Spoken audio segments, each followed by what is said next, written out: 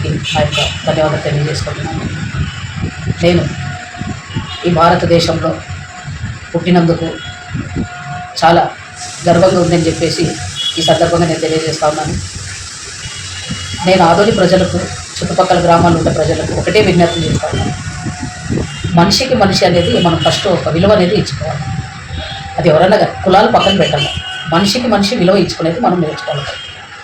ఎవరైతే ప్రజానాయకులు ఉంటారో, ప్రజల చేత ఎన్నుకోబడి ఉంటారో వాళ్ళను ఏ సభలో అయితే మనం మాట్లాడడానికి కానీ, ఏ సభను ఉద్దేశించి ఆ ఊళ్ళో ఉంటే సర్పంచులు అయితేనేమి, తర్వాత వార్డు మెంబర్లు అయితేనేమి, ఇలాంటి వాళ్ళను మనము స్టేజ్ మీదకి తీసుకొని ఆ ఊళ్ళో ఉండే ప్రాబ్లమ్స్ అయితే ఏమి, ఎంతవరకు మా ప్రభుత్వంలో ఏం పని చేశాము, ఇంకా ఏమైతే ఇంకా పనులు చేయాలి, ప్రజలకు ఏ విధంగా అయితే మనం ఆదుకోవాలి, వాళ్ళు ఎంత కష్టాలు పడుతూ ఉన్నారు, ఆ కష్టాన్ని తీర్చడానికి మాకు ఏదైనా అవకాశం ఉందా అని చెప్పేసి మనం దాని విషయాల్లో చర్చించుకొని మాట్లాడుకుంటే బాగుంటుందని ఈ సందర్భంగా నేను తెలియజేస్తూ ఉన్నాను. మనం కూడా ఒక మనిషిగా పుట్టిన తర్వాత జాలి, దయ, గుణం అనేది ప్రతి మనిషిలో ఉండేది సహజమే.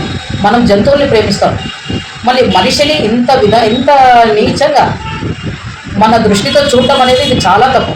అది ఎవరికన్నా కానీ. కాబట్టి హిందూ ధర్మం, హిందూ సనాతన ధర్మంకి ఏదైతే పాటిస్తారో అది వాళ్ళు పాటించుకుంటారు.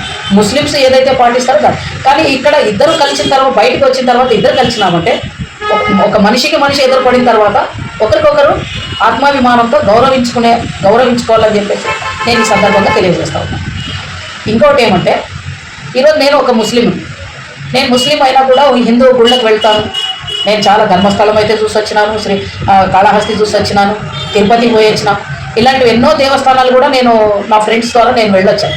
అక్కడ ఉంటే ప్రసాదం అయితే. కానీ ఇక్కడ కులం అనేది కాదు. మనం భారతదేశంలో ఈ హిందుస్థాన్లో పుట్టినాం కాబట్టి ప్రతి ఒక్కరితో కూడా మనం కలిసిమెలిసి ఉండేటట్లు మనం చూసుకోవాలి. ఇక్కడ పార్టీలు మనకు ముఖ్యం కాదు. ఎవరైనా కానీ ప్రజలకు సేవ చేయాలని వస్తారు రాజకీయాలు. ఆ ప్రజలకు, ఆ గ్రామాలకు ఎంతవరకు మనం సేవ చేశాము, ఏ విధంగా ఇంకా చేయాలి, వాళ్ళకు ఎలా మేము డెవలప్మెంట్ చేస్తే ప్రజలు బాగుపడతారు అనే విధంగా ఆలోచన చేస్తే బాగుంటుంది అని చెప్పేసి ఈ సందర్భంగా మీకు తెలియజేస్తూ, ఈ అవకాశం ఇచ్చినటువంటి మీ అందరికీ ధన్యవాదాలు తెలియజేస్తూ సెలవు.